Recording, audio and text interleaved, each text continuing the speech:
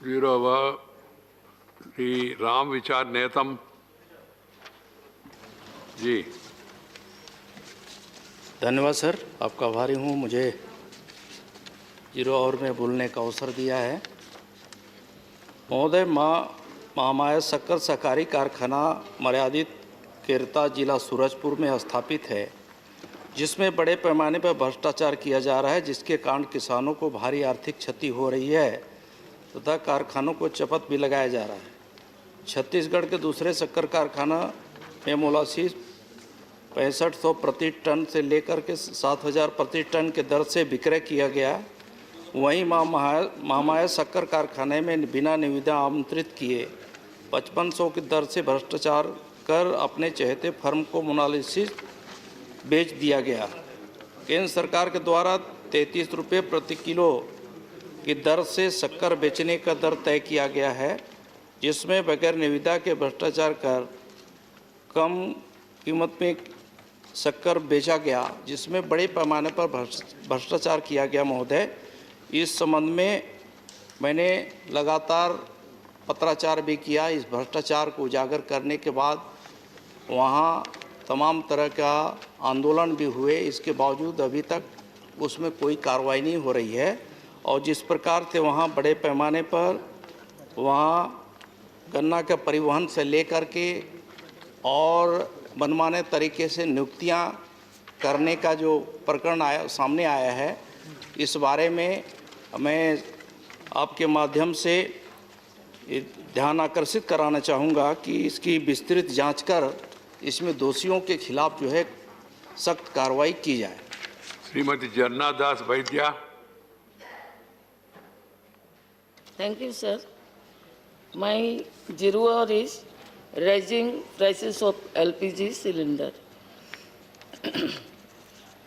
Sir, my 0 hour relates to the concern over the price of hike of subsidized and non-subsidized domestic gas cylinder by the oil companies is unjustified and will not be intolerable burden on people already suffering from price rise.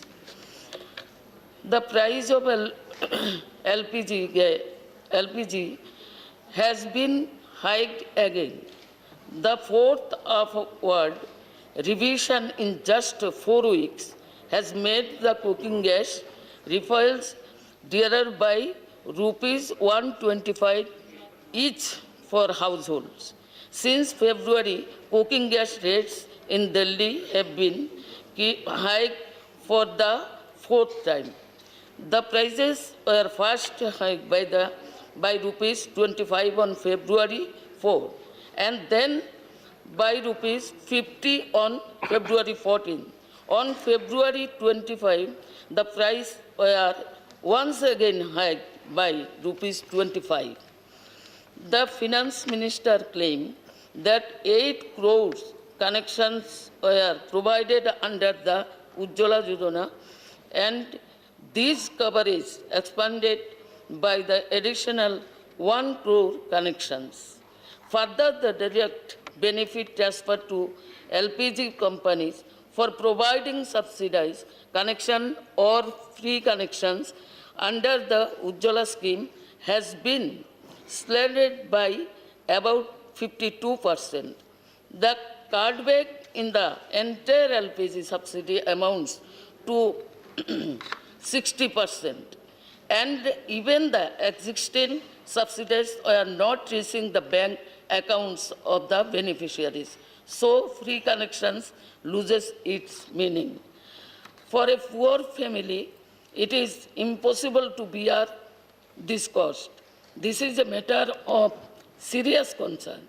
This will affect health and the food security of women. Hence, this must be placed and discussed in Parliament. Thank you, sir. Right, Ma, thank you. Sri A.D. Singh, whoever want to associate, send the names. Sri A.D. Singh. A.D. Singh ji hai? No. Oh. Honorable Chairman, sir, thank you for giving me the opportunity to speak. It relates to a matter of very urgent importance So, relating to save the livelihood of hundreds of farmers in Bihar. It relates to NTPC plant in Barauni in Bihar, which needed needed land for sending taking out the waste from of the coal plant. That said land is available next to the NTC plant, which is about 10 meters. Hundreds of acres are infertile and barren. Instead, in its own wisdom, our state government Bihar allocated them 290 acres, 5 kilometers from the plant, which is highly fertile and which should not have been taken over. And our Honorable Prime Minister is view is definitely that fertile land should not be taken for Agriculture. So this matter should be taken up with the state government. धन्यवाद Singh ji. Dr. Ami Yagnik. Thank you, Honorable Chairman, sir. So my topic is public safety for women and girls in rural areas.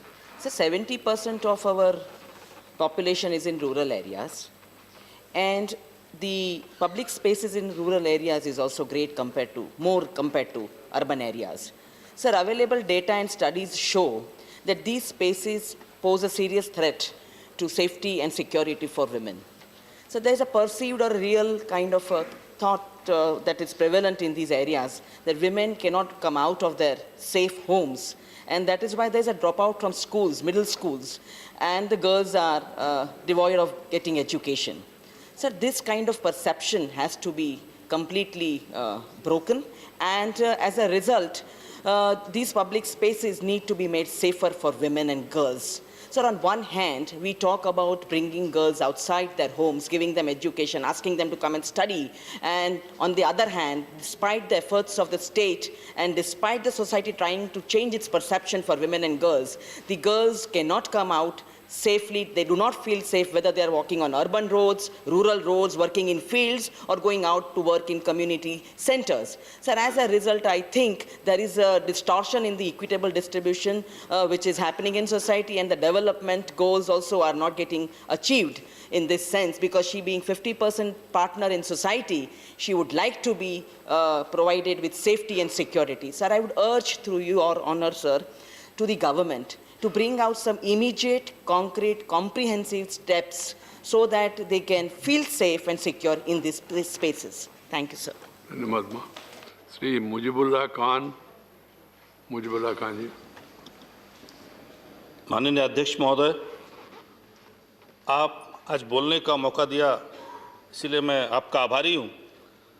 मैं स्वाधीनता सेनानियों के बारे में बोलना चाहता हूँ. उस स्वाधीनता सेनानी जो देश के लिए बहुत कुछ किए हैं, लेकिन उनको, मैं सोचता हूँ, मेरे समझ में है कि उनको सम्मान नहीं मिला है.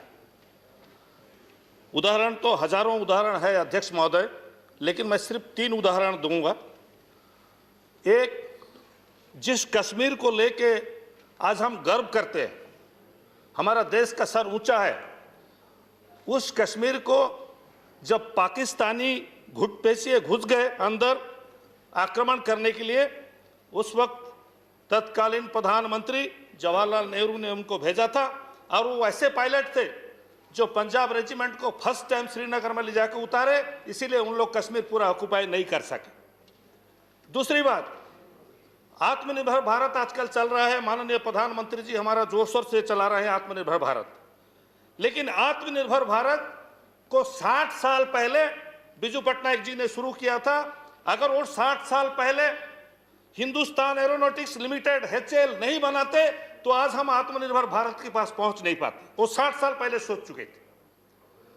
बिजू पटनायक ऐसा स्वाधीनता सेनानी थे जिन्होंने 3 देश के लिए लड़ा था, 3 देश के स्वाधीनता संग्राम में भाग लिया था. इसीलिए जब बिजू बाबू का निधन हुआ तो 3 देश का झंडा झुका उनके लिए. वो देश है रशिया, इंडोनेशिया और भारतवर्ष. तो माननीय अध्यक्ष महोदय, मैं आपके माध्यम से प्रधानमंत्री जी को अनुरोध करना चाहता हूं, सारे सदन को अनुरोध करना चाहता हूं कि बिजू बाबू जैसा नेता को आज तक भारत रत्न नहीं दिया गया. ये सम्मान उन्हें मिलना चाहिए महोदय। मैं सारे जितने भी हमारे राज्यसभा के सदस्य हैं सबसे हाथ जोड़ के विनती करता हूं कि आप लोग सब बोलिए बिजू पटनायक जैसा नेता को जरूर जरूर मिलना चाहिए भारत रत्न। बहुत बहुत धन्यवाद, नमस्कार। करिए एसोसिएट करने वाले जो चाहते हैं वो लोग स्लिप भेज दीजिए।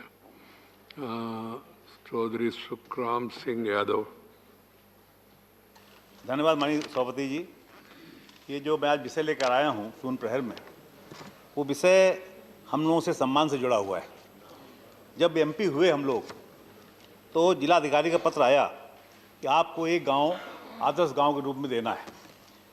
उस आदर्श उसका नाम रखा गया सांसद आदर्श ग्राम योजना के अंतर्गत। उसके तहत हर साल एक गांव हमने गोद लिया। पहला गांव लिया हमने कानपुर में ही बिजनू ब्लॉक में पिपौली, दूसरा गांव लिया हमने गोद बिजनू ब्लॉक में मर्दनपुर, तीसरा गांव गोद लिया हमने बिजनू ब्लॉक में सपई और चौथा गांव गोद लिया हमने घाटमपुर में बेंदा। 4 गांवों को हमने गोद लिया 4 सालों में। लेकिन महोदय दुर्भाग्य की बात है उन चारों गांवों में अब तक विकास के कोई काम नहीं हुए और हम लोगों के पास जो धन था कोटे का निधि का वो भी 2 साल लिए बंद कर दिया गया। ऐसी स्थिति में उन गांव में विकास हो नहीं रहा। गांव वाले परेशान करते हैं कि मेरे गांव में कुछ हुआ नहीं, हम कहते हैं हमारे पास धन नहीं। एक समस्या पैदा होगी माननीय सांसदों के लिए, इस पर आपको निर्णय करना होगा। आप कुछ व्यवस्था देनी होगी ताकि जो गांव आदर्श गांव के रूप में लिए गए हैं गोद लिए गए हैं उन गाँव में विकास हो, ताकि हम लोग मान सम्मान भी रहे और इस सदन का सम्मान भी रहे। ये मैं आपसे अपील करूंगा और मैं चाहूँगा कि ऐसा निर्देश दें। मेरी मांग है सांसद आदर्श ग्राम योजना के तहत अलग से निधि जारी करने का नीतिगत निर्णय सरकार अविलंब करे, जिससे इस योजना में हम लोगों का सम्मान बढ़े और गांव में विकास भी हो। धन्यवाद। धन्यवाद सुखराम जी। नाम भेजना पड़ेगा। Doctor Fauzia Khan. Chairman sir, generally the percentage of tourists visiting a tourist destination for religious purposes is said to be 30 to 35%. That means a large number of people undertake tourism for religious purposes. And I feel that the government needs to place more emphasis on बैठ के religious tourism programs. In Marathwada, in the Marathwada region of Maharashtra, Chairman sir, which is a backward region, we have Shirdi, which is visited by many people because they go to pay reverence to Sai Baba there. But Patri near Parbhani, 8 kilometers from Parbhani, is said to be the birthplace of Sai Baba. So this also needs to be paid attention to, where thousands of devotees visit. Even the President of India had visited Patri to pay his obeisance to Sai Baba there, and he made a statement that this place should be developed, because with an excuse for religious tourism, the place is developed, Chairman sir. So I request the government to pay attention to Patri and make it a development model.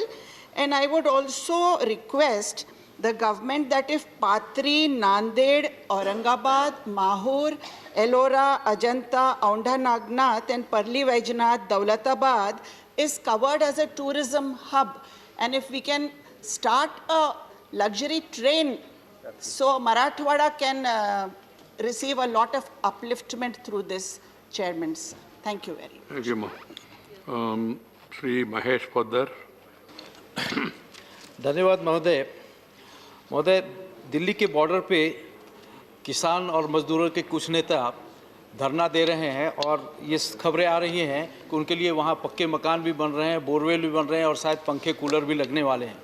महोदय, दुखद है कि हमारा ध्यान construction worker जो है उनके site पे उनकी लिविंग कंडीशंस की ओर नहीं जाता है और वो टीना के शेड में अपनी पूरी ज़िंदगी साइट टू साइट माइग्रेट करते हुए बिता देते हैं। उनके बच्चों का बचपन भी वहीं पे उसी माहौल में बीतता है, ना कोई पढ़ाई की सुविधा, ना मिनिमम लिविंग स्टैंडर्ड की सुविधा।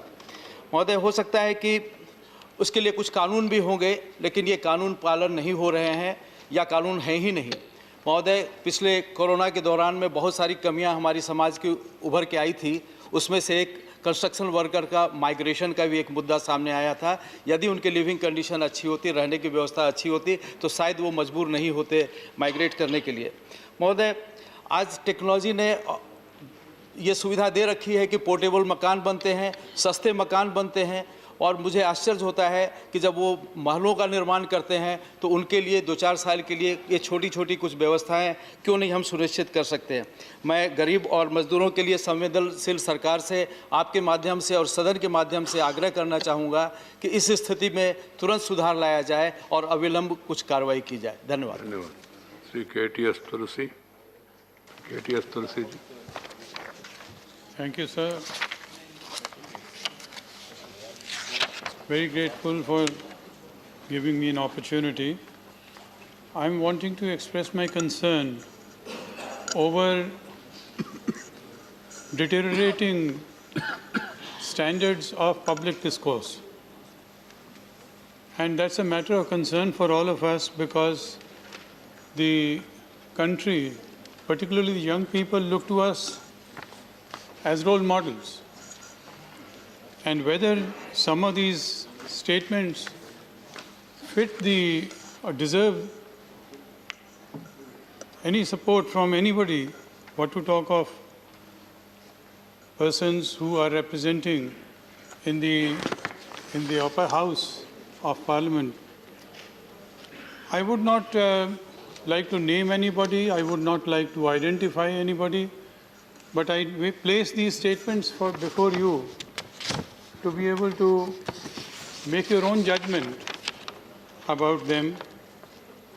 We know that even the most reprehensible crime of rape is sometimes justified by a warped logic. For example,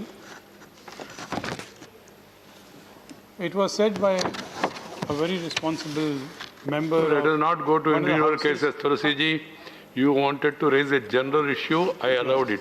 If you start quoting, then they will say, unhone kiya. You are educated person, highly educated, please. I'm only saying that so far as crimes like rape are concerned, they cannot be justified by one reason or the other. To say boys will be boys is actually adding fuel to fire. And some of these statements, it needs reflection by us as to how to prevent them. There are persons who have said, in the context of rape, that a politician. Don't quote those statements. Very well. House, please. You understand what I am saying? Thank you. A concern or controversial statement by persons holding public office. That's a larger issue. You raised it, and people who are concerned, they should take note of the same. Sri Vishwambar Prasad Nishad. Sir. माननीय सभापति महोदय, बहुत बहुत धन्यवाद आपको। ये धन्यवाद में ही आधा मिनट गया। आपने हमें देश के महान नेता, समाजवादी चिंतक डॉक्टर राम मनोहर लोहिया जी को भारत रत्न प्रदान करने की हेतु बोलने का मौका दिया है। मानवर डॉक्टर लोहिया पूरे जीवन में जो है देश को आज़ाद कराने के लिए देश के जितने भी हमारे महान नेता थे उनके साथ, महात्मा गांधी जी के साथ और तमाम नेताओं के साथ उन्होंने काम किया है। उन्होंने गांधी जी के साथ दांडी यात्रा में भाग लिया। भारत छोड़ो आंदोलन जब 9 अगस्त 1942 को गांधी जी को गिरफ्तार कर लिया गया, तब उन्होंने लोहिया जी ने जो है भारत छोड़ो आंदोलन की बागडोर अपने हाथ से संभाली। डॉक्टर लोहिया जी के बारे में जितना भी कहें कम है। मानवर इतने दिन हो गए, इनको बहुत पहले भारत रत्न मिल जाना चाहिए था। हमारे समाजवादी पार्टी के राष्ट्रीय अध्यक्ष रहे माननीय मुलायम सिंह यादव जी ने लगातार शुरू से मांग की है और उन्होंने कहा है कि देश में समाजवाद को लाने के लिए माननीय हमारे डॉक्टर लोहिया जी ने बहुत प्रयास किया, काम किया है। वो 23 मार्च को उनकी 111वीं जयंती है मानवर, तो हम चाहते हैं कि भारत सरकार उनकी 111वीं जयंती के शुभ अवसर पर उनको भारत रत्न से सम्मानित करने का काम करे, ये मेरी मांग है। बहुत बहुत धन्यवाद। धन्यवाद जी। Shri associate please send the names. Shri Sushil Kumar Modi. So my topic is government must make Google, Facebook and YouTube to print and news channels for news content they are using freely. Sir, as we all know that the traditional news media like the print media, news channels, news broadcasters are passing through its worst phase in recent history. They are in deep financial crisis. Earlier it was because of pandemic, and now it is because of tech giants like YouTube, Facebook, and Google. Sir, we all know that these traditional news media, they make heavy investments, employing anchors, journalists, reporters. They gather the news, they verify the news, and they deliver credible information. And advertisement is the main source of revenue for the news industry. Sir, but in the past few years, with the advent of tech giants like Google, Facebook, YouTube, the largest share of advertisement is taken away by these tech giants.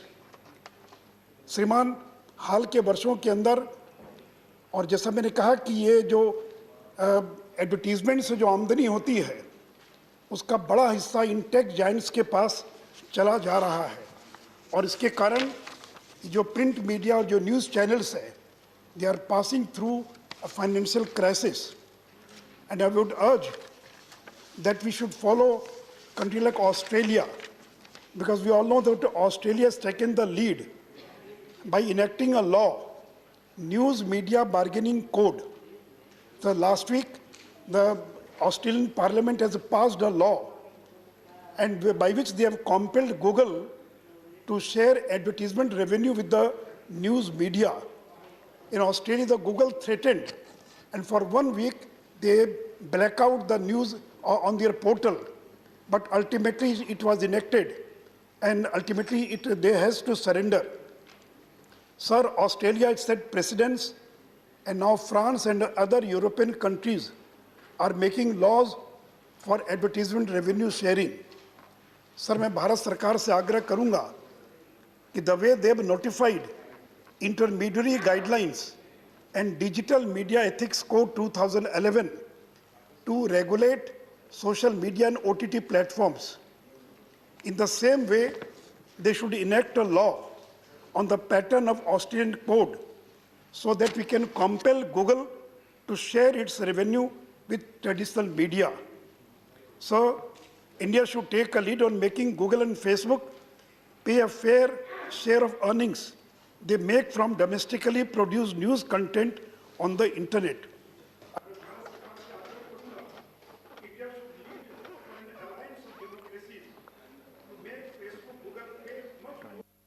Right. Dhanyawad ji. This is a suggestion worth considering. Time ho gaya. Shri Vivek Thanka. Thank you chairman. जो मैं आज बोल रहा हूँ, this is a very painful thing.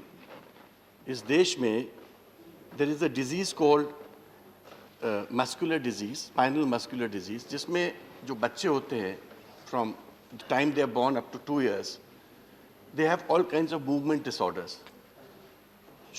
बात बहुत लंबी है, बट शॉर्ट में मैं कह सकता हूँ कि उसका एक ही ड्रग है, that is manufactured in US, and that drug costs 16 crores.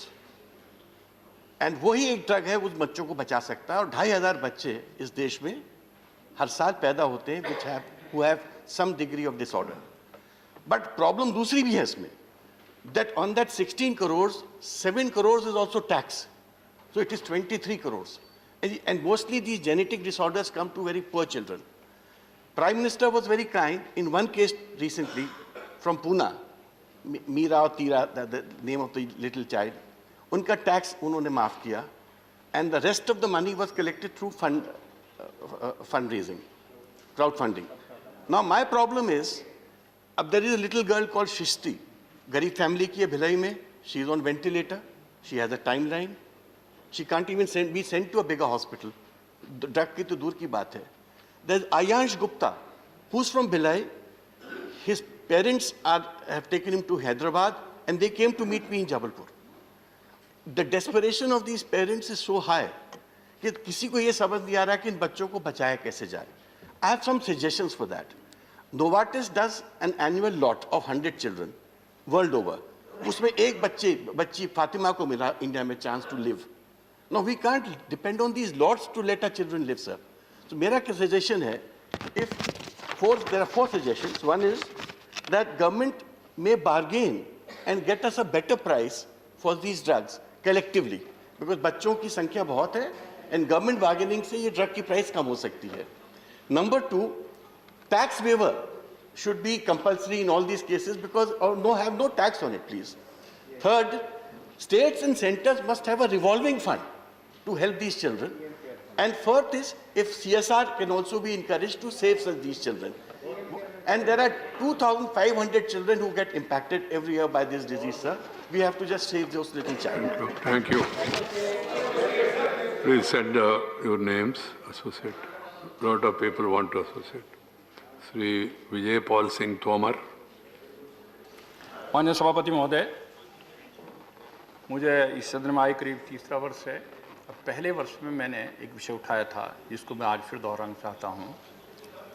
करीब पश्चिमी उत्तर प्रदेश में कि 22 जिले हाईकोर्ट बेंच की मांग को लेकर आंदोलनरत हैं. अब से 2 वर्ष पहले एक प्रतिनिधिमंडल माननीय विधि और न्याय मंत्री जी से मिला था.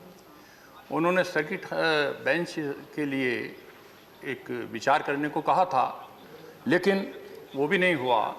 और कोरोना के टाइम में 750 किलोमीटर सहारनपुर पड़ता है हाईकोर्ट बेंच से, 620 किलोमीटर मेरठ पड़ता है. हमारे राजस्थान, हिमाचल, मध्य प्रदेश और प्रदेशों की राजधानी हाईकोर्ट नज़दीक हैं उत्तर प्रदेश के हाईकोर्ट से. इस कोरोना के टाइम में गरीब लोगों को बहुत लोग न्याय से वंचित रह गए हैं. इसलिए मुझे मान्यवर दोबारा ये विषय उठाने की आवश्यकता पड़ी.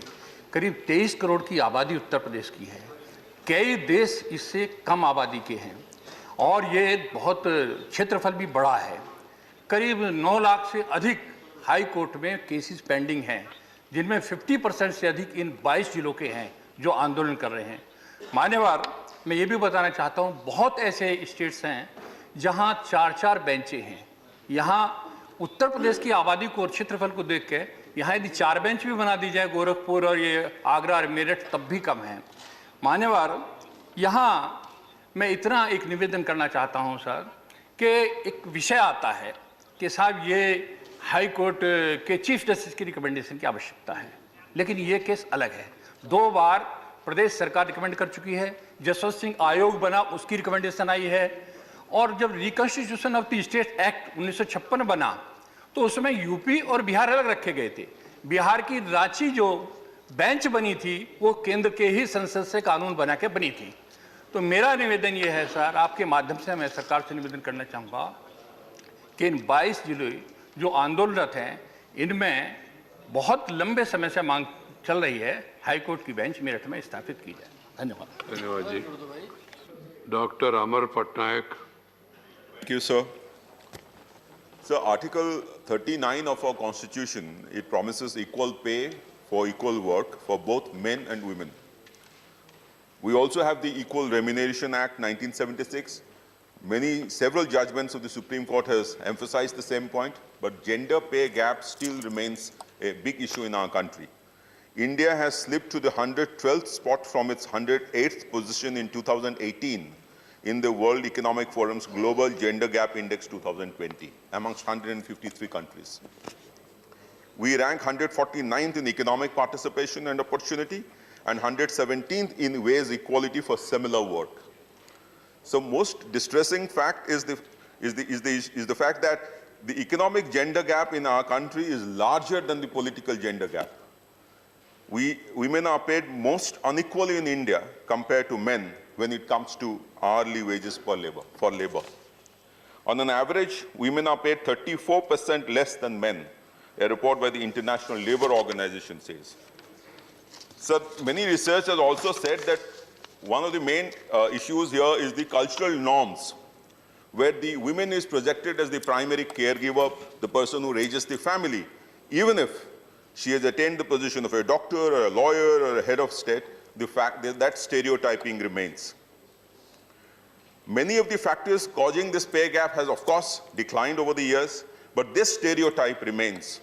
And what is popularly called as motherhood penalty, and many studies have said that this motherhood penalty results in loss of about 20% in the income of women. So 2 countries I would like to point out. Rwanda. Now, this is one country where 30% of representatives of all government, at all levels of government, are women. 61% of the seats in parliament, the highest in the world, are women. Female labor force participation is 88%, and gender pay gap is lowest. 86% women get almost same as the men.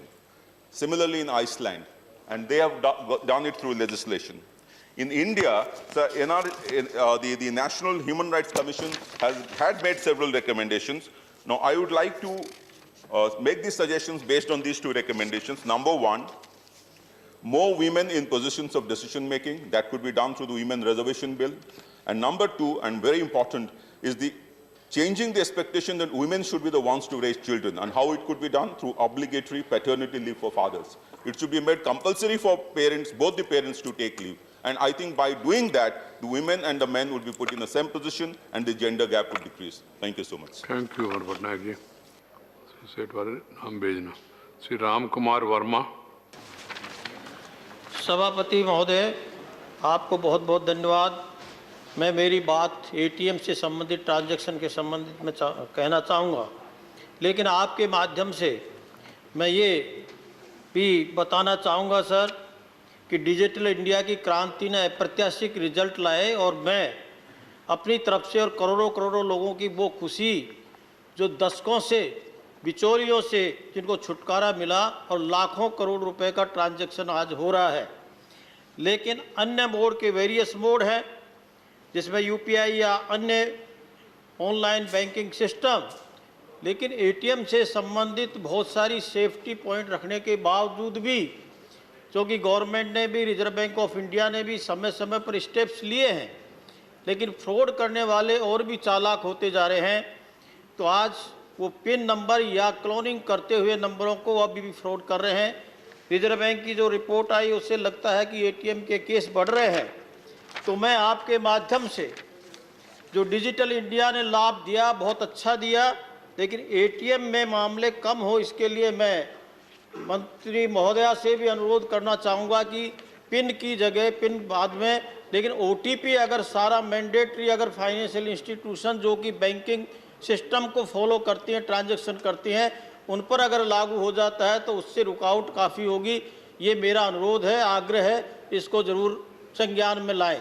धन्यवाद sir. धन्यवाद जी. शिव प्रताप शुक्ला जी. धन्यवाद मान्यवर.